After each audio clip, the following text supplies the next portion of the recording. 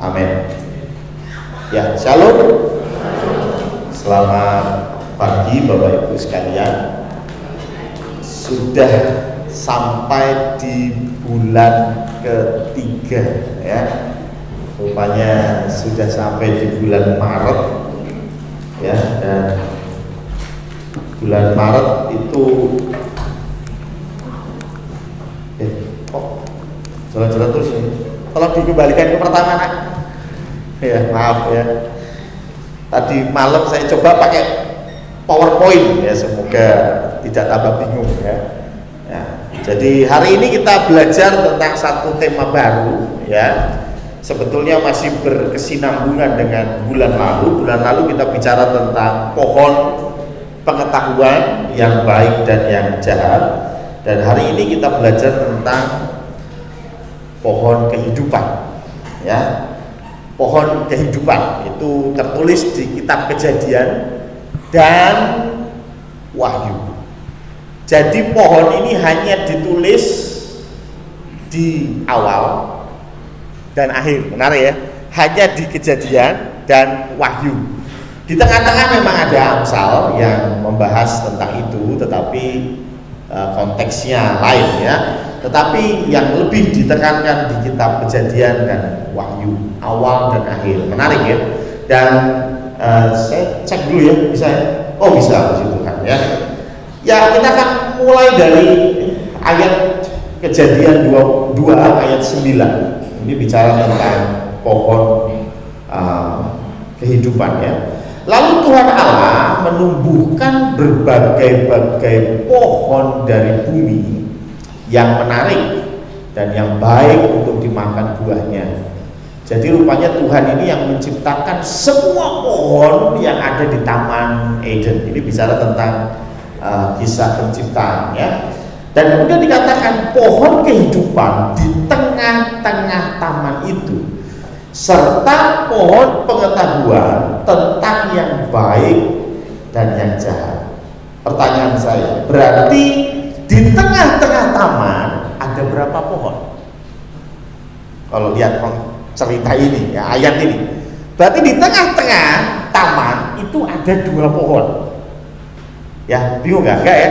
Karena di tengah-tengah taman itu ada pohon kehidupan, jelas pohon kehidupan di tengah-tengah taman, serta dan gitu ya, ada satu pohon lagi namanya pohon pengetahuan.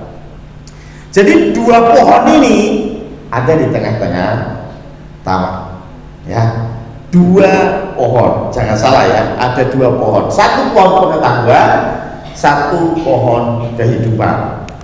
Kemudian Kejadian 2 ayat 16 berkata, lalu Tuhan Allah memberi perintah ini kepada manusia, semua pohon boleh kau makan buahnya dengan bebas.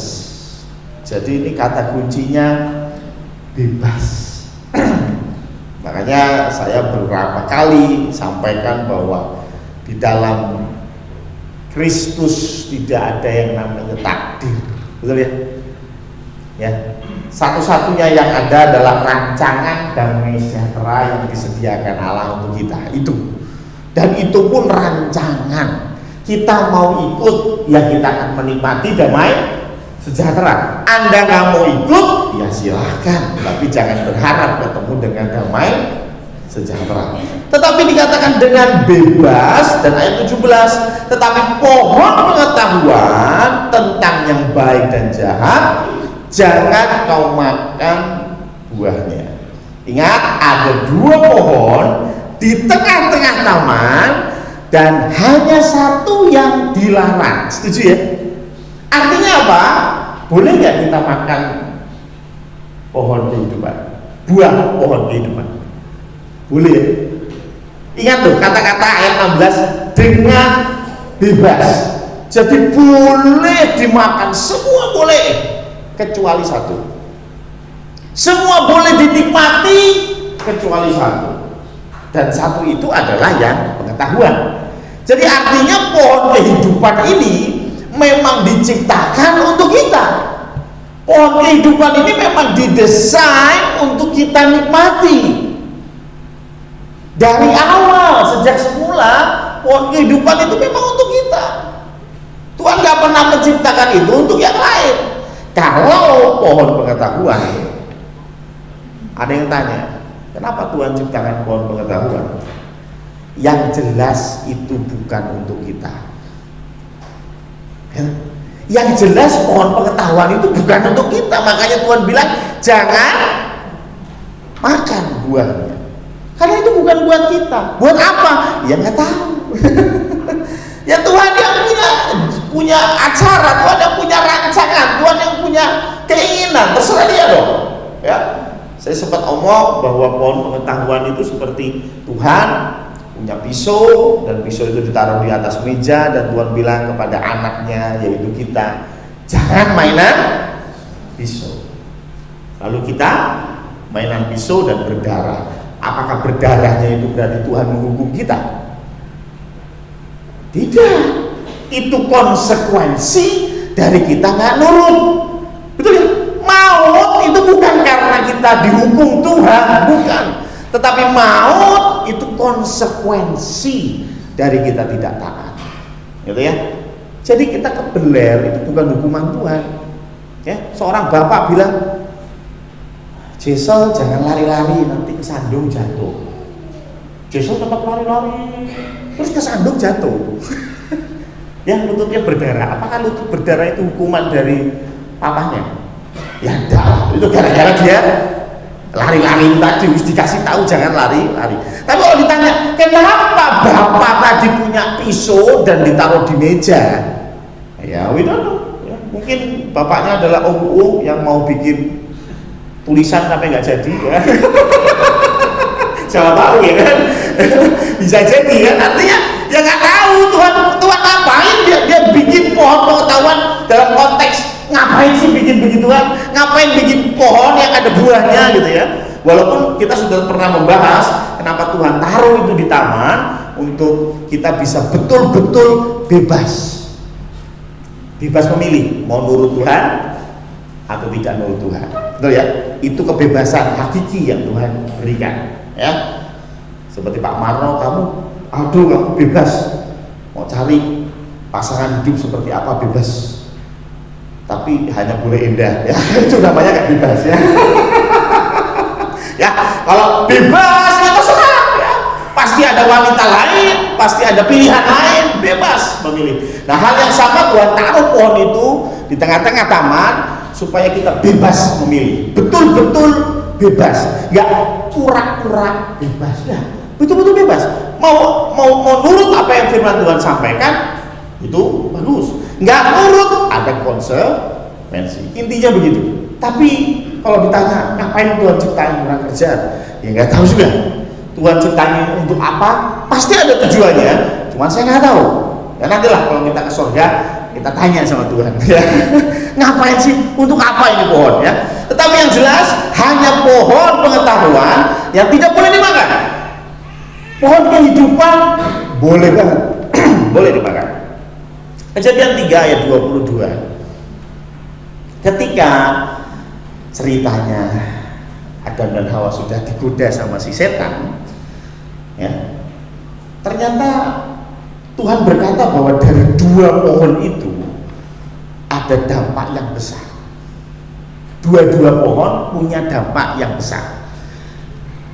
Mungkin saya kira nggak hanya pohon dari itu ya, 2 pohon ini ya, semua buah pasti punya dampak ya. Ya, buah durian pasti ada dampaknya ya. Kalau makan buah durian ada dampaknya. Tetapi dampak secara spesifik dari 2 pohon tadi, yang pertama adalah tahu tentang yang baik dan yang jahat. Ini pohon pengetahuan. Dampaknya adalah tahu tentang yang baik dan yang jahat. Nah, kita sudah bahas itu bulan lalu ya, baik dan jahat melalui versi manusia ya, dan itu banyak sekali berbeda dengan apa yang Tuhan punya ya. Tapi rupanya pohon pengetahuan juga punya dampak. Makanya dikatakan, maka sekarang jangan sampai manusia itu mengulurkan tangannya dan mengambil pula dari buah pohon kehidupan itu dan memakannya, sehingga ia hidup untuk selama-lamanya. Jadi rupanya pohon kehidupan itu punya dampak. Dampaknya apa? Hidup untuk selama-lamanya. Dan ingat, dari awal Tuhan izinkan kita makan. Betul ya? Jadi Tuhan ingin kita hidup untuk selama-lamanya. Tekankan hal itu. Tuhan nggak mau kita mati di neraka, nggak mau. Ya, bukan berarti Tuhan merancangkan kita untuk terbakar di api neraka. Bukan. Dari awal Tuhan mendesain kita untuk hidup, dan nggak hanya hidup 60 tahun, hidup 80 tahun yang dikutip oleh Mas Firman, sisanya adalah kesusahan. Ya, Mas Firman ngomongnya begitu ya, semangat sekali dia ya. Ya, tetapi hidup untuk selama-lamanya, menikmatinya untuk selama-lamanya, itu yang Tuhan rancangkan. Dan kita boleh, sekali lagi, cuman gara-gara kita jatuh ke dalam ketidaktaatan, maka Tuhan tidak izinkan kita makan. I don't know kenapa. Mungkin kalau makan 2 pohon itu sekaligus, bukannya kehidupan yang didapat, malah overdosis, ya bisa jadi ya kan? Maka dari itu, karena sudah makan yang ini, you jangan makan yang ini. Sebetulnya kalau Anda nggak makan yang ini boleh dimakan. Betul ya? Kan ada beberapa makanan yang begitu ya. Ya, kalau dimakan bersamaan bikin kenyang. Betul ya? Nah, ya. Oke, next. Nah, yang menarik, apa yang jadi percakapan antara Hawa dengan si iblis, atau dalam konteks kejadian itu si ular. Dikatakan begini, adapun ular ialah yang paling cerdik dari segala binatang di darat yang dijadikan oleh Tuhan Allah. Ular itu berkata kepada perempuan itu, tentulah Allah berfirman, semua pohon dalam taman ini jangan kamu makan. Wah, ini dibalik ya. Padahal kata-katanya semua boleh dimakan, tapi ular membaliknya. Lalu sahut perempuan itu kepada ular itu, buah pohon-pohonan dalam taman ini boleh kami makan. Nah, rupanya nih perempuan satu ini masih ingat ya. Tapi yang menarik, coba perhatikan, tetapi tentang buah pohon yang ada di tengah-tengah taman jangan kau makan, ataupun raba buah itu, nanti kamu mati. Ya, ini ada yang mentafsirkan ini Hawa mulai menambahkan firman Tuhan. Awalnya hanya nggak boleh makan, tetapi di sini ditambahin raba. Tapi saya nggak mau masuk ke situ. Cuma perhatikan yang saya blok merah.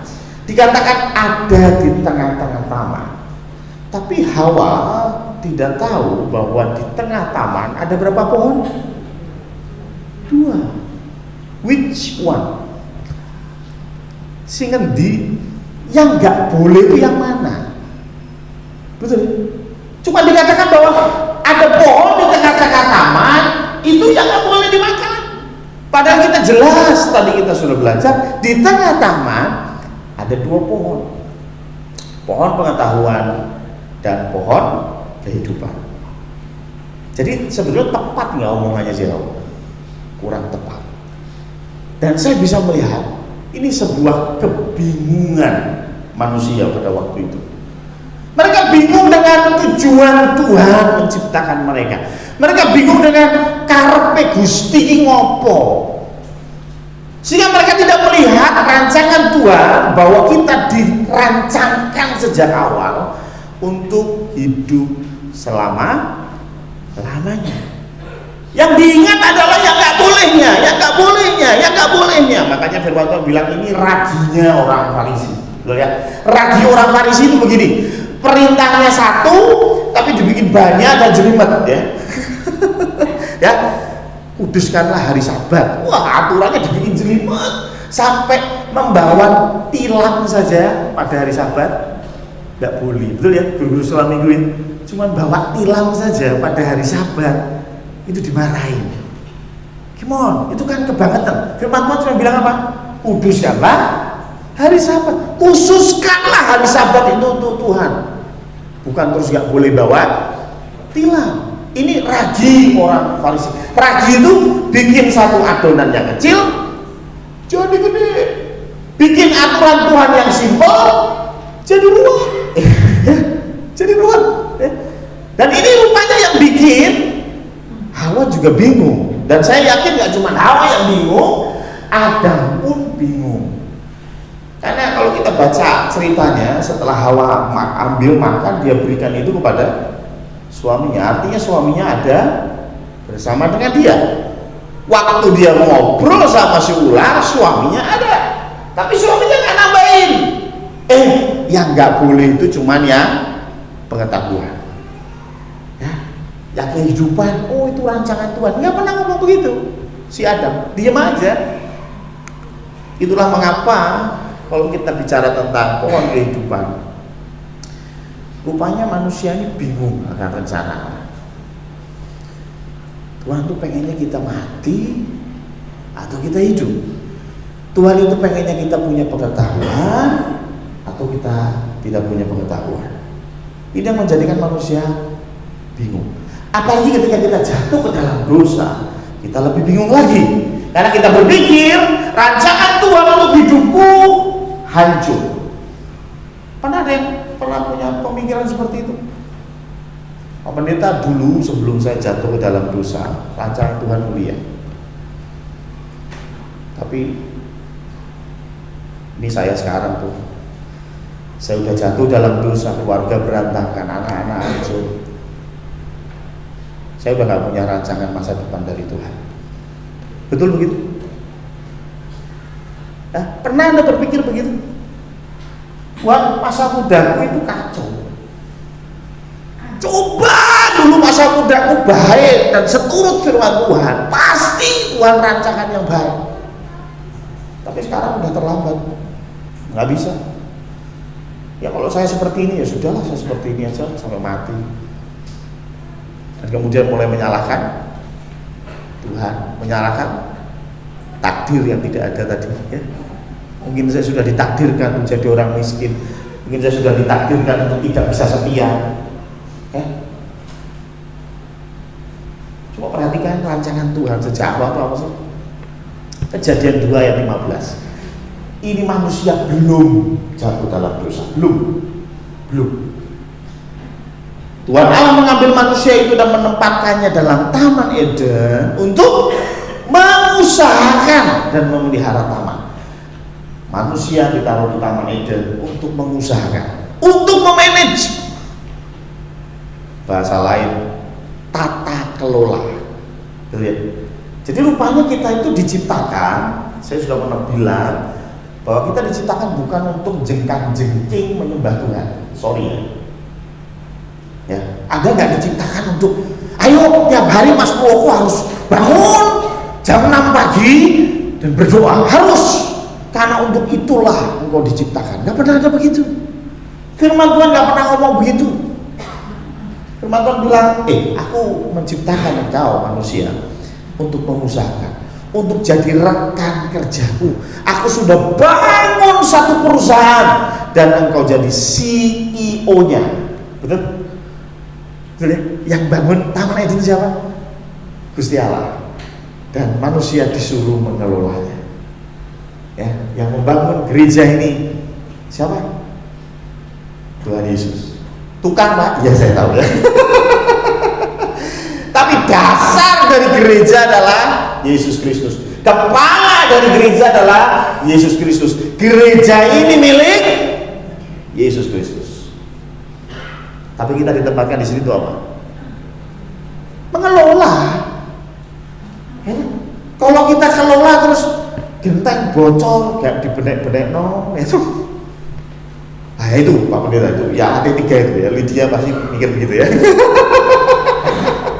Ya, AT3 Pak Pendeta itu kacau, itu kita mau buat sekolah minggu, ya pinter ya. Loh benar ya, kita harus mengelola, betul nggak? Apa yang kita punya, ini harus kita kelola dengan baik. Loh ini milik Tuhan, tapi kita punya tugas mengelola. Bosnya itu Tuhan, tapi CEO-nya kita. Ya, kita kelola dengan baik. Tapi yang menarik, setelah manusia jatuh ke dalam dosa, apakah rancangan Tuhan berubah?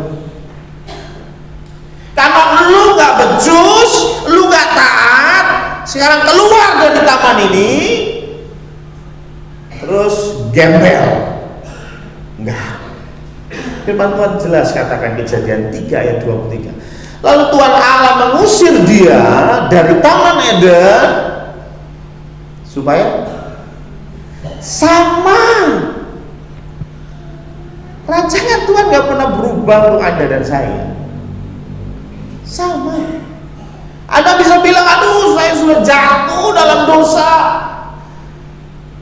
Saya sudah pergi ke dukun Pak Pendeta.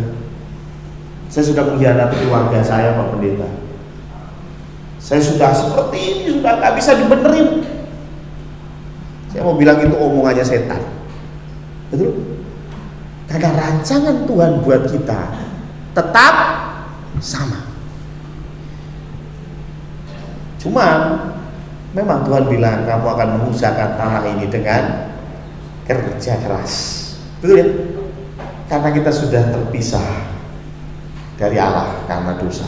Tapi tugasnya, tujuan Allah menciptakan tetap sama. Rancangan Tuhan untuk Anda dan saya tidak pernah berubah. Sing balelo sapa? Kita. Bilang sebelahnya, elu yang nakal. Elu yang berubah. Tuhan nggak pernah berubah. Makanya tadi Pak Sung bilang apa? Dan Yesus tidak pernah berubah atau tidak pernah sholat. Nggak pernah berubah ya. Lagunya Mas Sung sama Mas Firman itu kacau-kacau ya. Ya, tidak pernah berubah dulu, sekarang dan selamanya. Bukan artinya Tuhan gitu-gitu doang, tidak.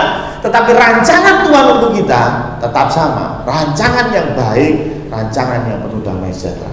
Tidak pernah berubah. Kita diciptakan untuk mengusahakan.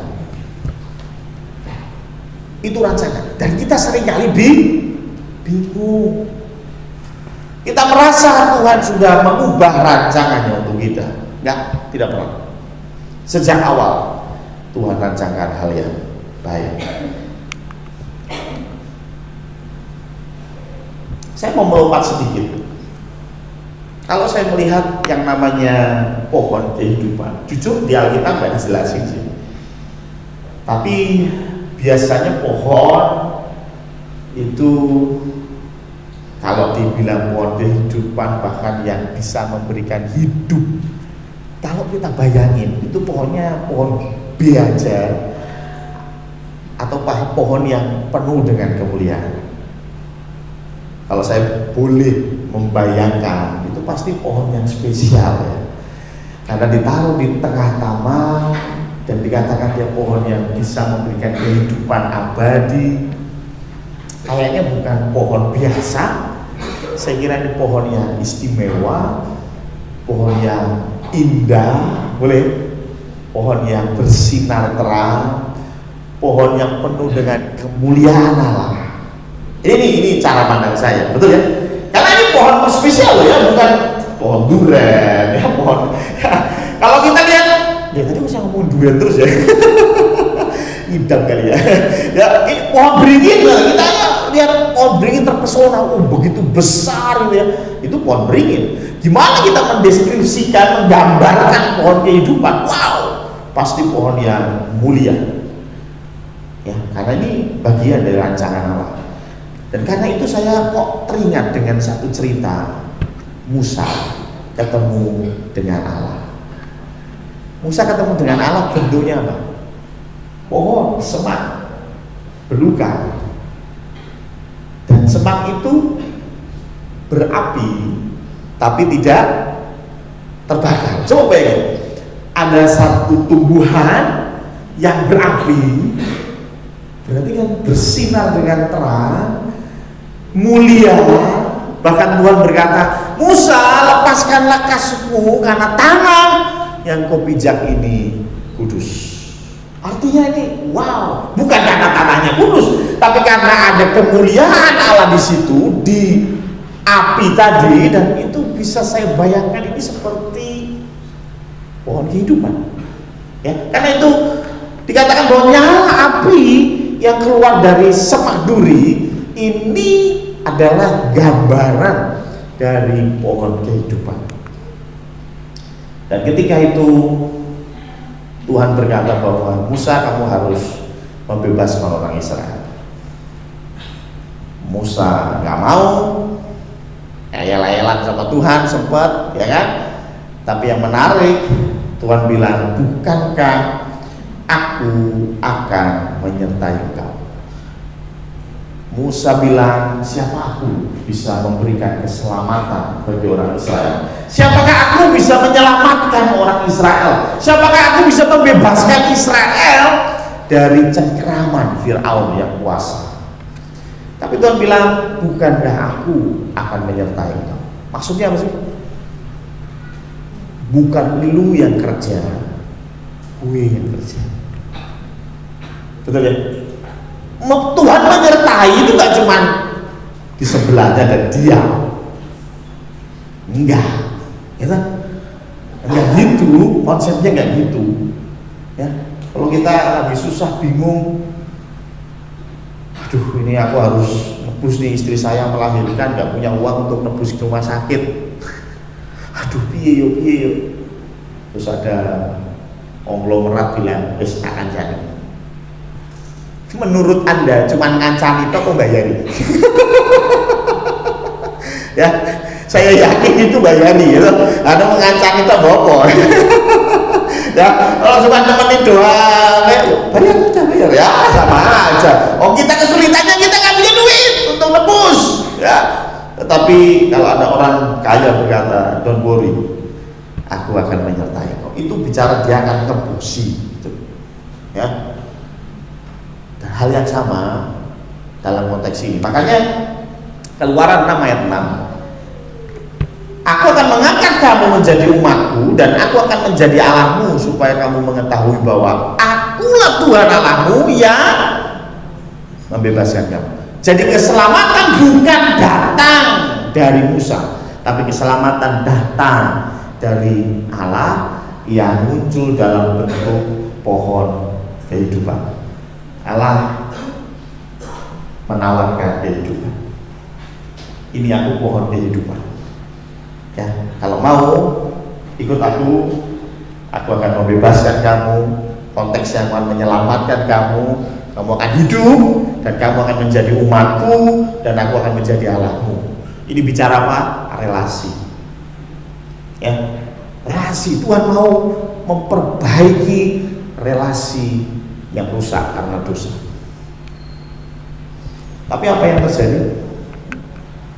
Kembali orang Israel bingung. Tadi Adam dan Hawa bingung. Pohon sing endi yo?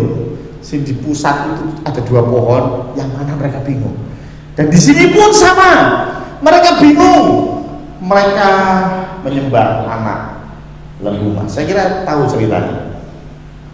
Tapi yang jadi pertanyaan, kenapa kok anak lembu emas? Bukankah ada banyak Allah-Allah lain ya? Kenapa nggak dewa matahari kek, ya kan? Dewa bulan kek, atau apapun namanya. Tapi kenapa harus anak lembu emas?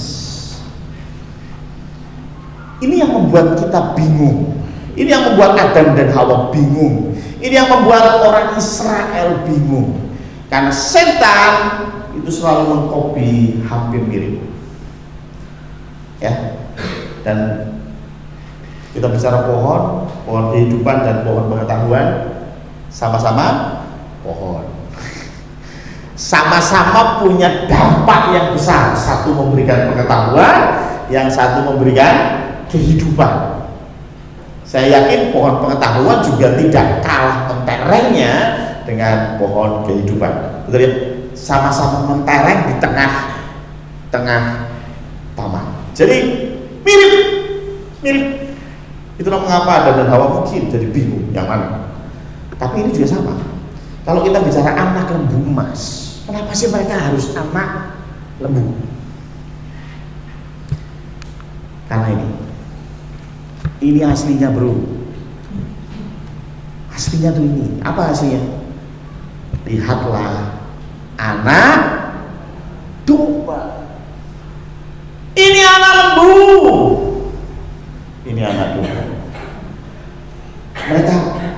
mereka berharap apa yang mereka lakukan benar. Ini loh yang Tuhan maksud anak lembu. Bukan. Yang Tuhan maksud adalah anak domba, yaitu Yesus Kristus. Ini perkataannya Yohanes Pembaptis. Lihat, anak domba Allah. Jadi mereka bingung. Alih-alih mereka menyembah kepada Tuhan yang benar, yaitu pohon kehidupan, mereka kembali lagi salah memilih, pakai pengetahuan baik dan jahat mereka, dan mereka memilih untuk lembu emas, anak lembu emas. Ini sebetulnya rancangan Tuhan, yaitu anak domba yang disembelih. Itulah mengapa dalam Perjanjian Baru pohon kehidupan itu lahir dalam bentuk Tuhan Yesus Kristus. Kenapa? Yesus Kristus bilang, akulah pokok anggur.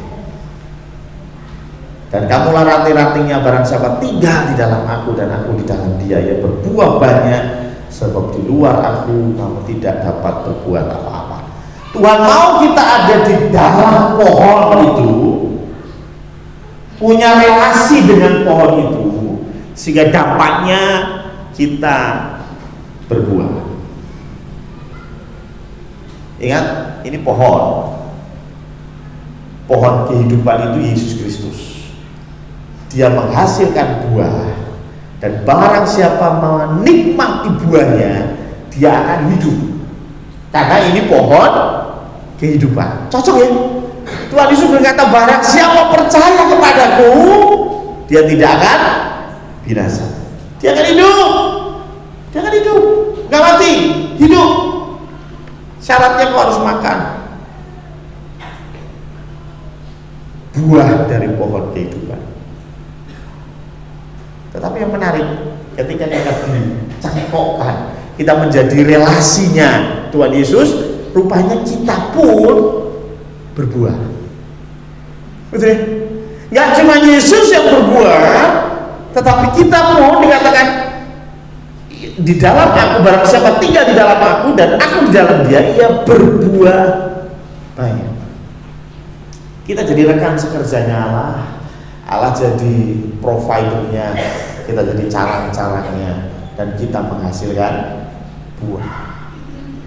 Kita menghasilkan buah, dan buah itu harus dimakan. Dan itu pas dengan perkataan Yesus, inilah tubuhku, ambillah, makanlah. Itu perjamuan kudus. Ini buah, ini makan. Kenapa Tuhan suruh kita makan? Ya memang ada banyak tafsiran tentang itu. Tapi kalau kita mengacu pada pohon kehidupan, ini bicara buah yang keluar dari pohon kehidupan. Engkau gak akan selamat kalau cuma lihat doang. Engkau gak akan selamat kalau cuma meraba doang.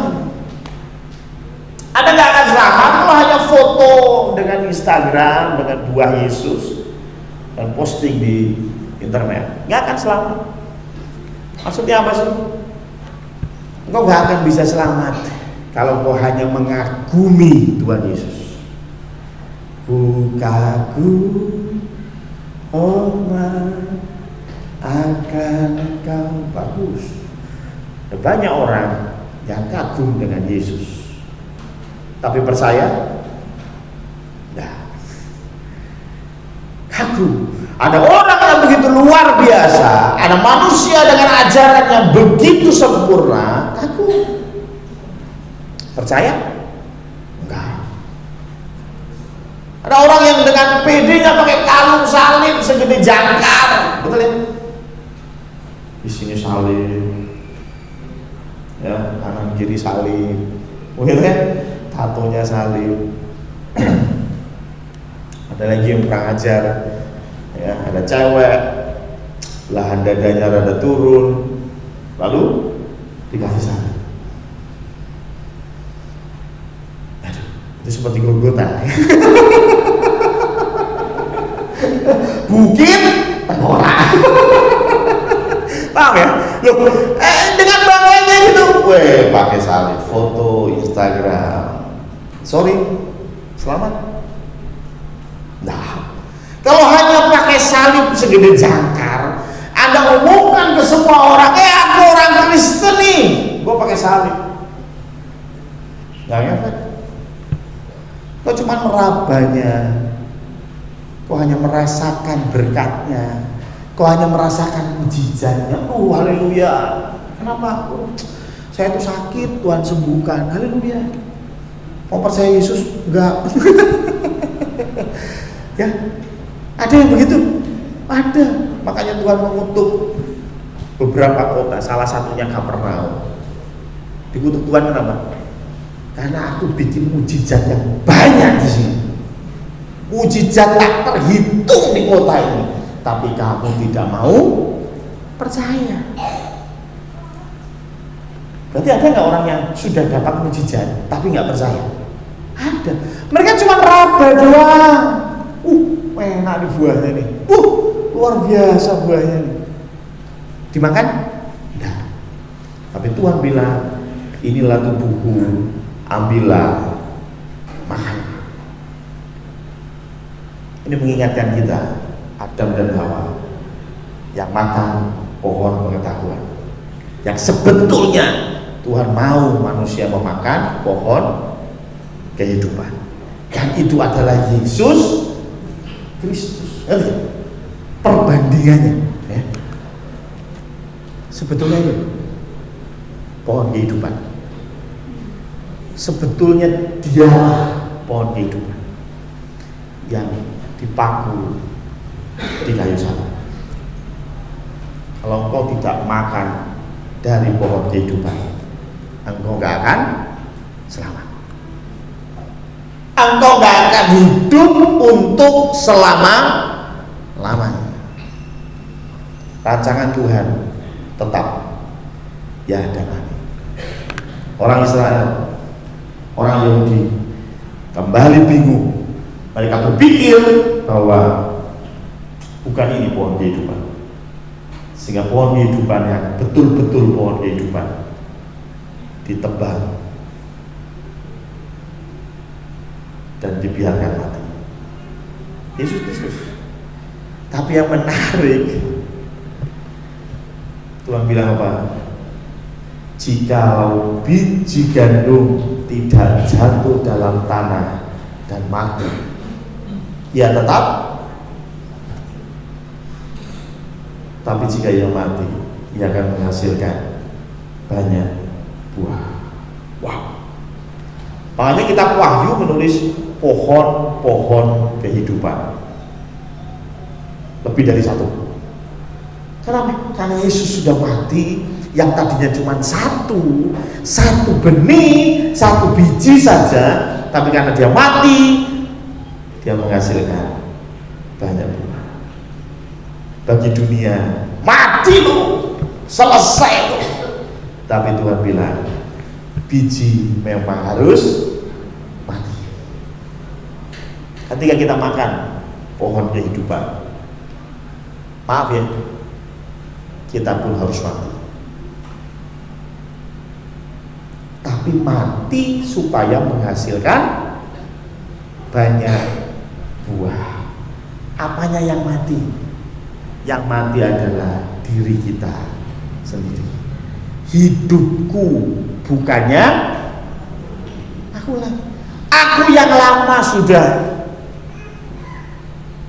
dan yang baru sudah datang. Ya. Itu maksudnya. Makanya baptisan air bicara mati bersama Kristus dan bangkit bersama Kristus. Kita yang lama sudah mati, kita yang lama mati supaya kita menghasilkan banyak buah. Itulah mengapa firman Tuhan selalu tegaskan, ayo kita berbuah, bukan ayo kita mati. Karena ketika engkau sudah makan buah kehidupan, engkau harus mati dulu, mematikan egomu. Enaknya minggu jalan-jalan, enaknya minggu bubuk sampai jam 9. Betul ya? Enaknya Sabtu waktu cah. Tapi teman-teman PAW Sabtu latihan musik ya. Di malam majelis rapat Mas Purwoko bilang orang mulai ya, ya ngapain nunggu apaan ya, saya nggak tahu, mungkin nunggu kru yang lain atau masih ngotak-ngatik sound, tapi ada waktu yang harus kita bayar dan itu membuat diri kita mati. Makanya kalau agama Buddha mengatakan kosongkan diri, saya bisa bilang sama, kita pun dituntut Tuhan untuk mengosongkan diri kita. Tapi nggak selesai sampai di situ, nggak selesai hanya di mati, kosongkan dirimu, tapi isi itu dengan Kristus, maka engkau akan berbuah. Amin. Mari kita tundukkan kepala kita berdoa. Shalom, selamat pagi Bapak Ibu. Shalom, selamat pagi. Mari kita akan menyimak warta sepekan kegiatan GIA Condrokusumo. Sebelumnya saya mengucapkan terima kasih kepada Bapak Pendeta Samuel yang sudah memberkati kami melalui firman Tuhan yang sudah disampaikan. Kiranya Tuhan memberkati pelayanan Bapak.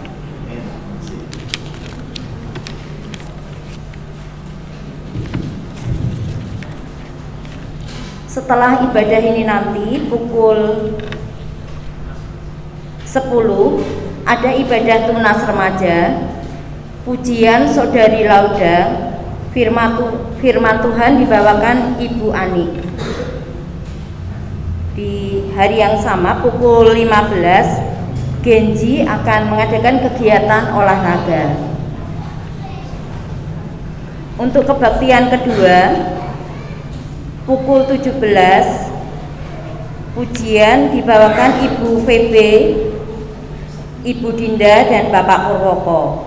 LCD Saudari Kavi, firman Tuhan dibawakan Pendeta Samuel Priyoutomo, doa syafaat oleh Saudari Lauda, pengumuman Pendeta Samuel, musik Saudara Stephen, Saudari Laura, Saudara Gunung.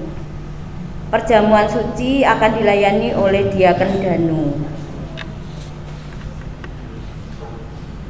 Selasa 7 Maret pukul 18 persekutuan doa malam, petugas oleh Penatua Sumarno. Jumat 10 Maret 2023 pukul 18.30 akan ada ibadah KPK. Dua KPK digabung menjadi satu yang bertempat di Ibu Kristiana SW, pujian Ibu Riyati, firman Tuhan Penatua Sumarno, doa syafaat oleh Bapak Budi Santoso. Sabtu 11 Maret 2023 pukul 15.30 sampai 17.30 ibadah JKK KU 3 sampai 8 tahun bertempat di gereja. Pujian Ibu Sugeng, firman Tuhan dibawakan oleh Ibu Paulina. Di hari yang sama, jam sama, JKK KU 9 sampai 11 tahun bertempat di lantai 3. Pujian oleh Ibu Wiji Lestari, firman Tuhan dibawakan oleh Ibu VB Kristiana. Untuk Minggu 12 Maret 2023 pukul 6.30 akan ada kebaktian. Untuk petugasnya Aser Bapak Ibu Lukas Purwanto, Majelis Pendamping Diaken Danu, pujian Saudari Ima, Saudari Sasa, Saudari Bernike, LCD Saudari Kavi, firman Tuhan Pendeta Samuel Priyoutomo, doa syafaat oleh Bapak Gunawan, pengumuman oleh Bapak Andreas Chandra, musik Bapak Alfian, Saudara Ino, Saudara Yuna dan Bapak Eko. Untuk soundman Saudari Febri. Untuk kebaktian kedua nanti Bapak Ibu bisa simak di warta jemaat atau di WA Group. Selanjutnya kita akan ke laporan keuangan.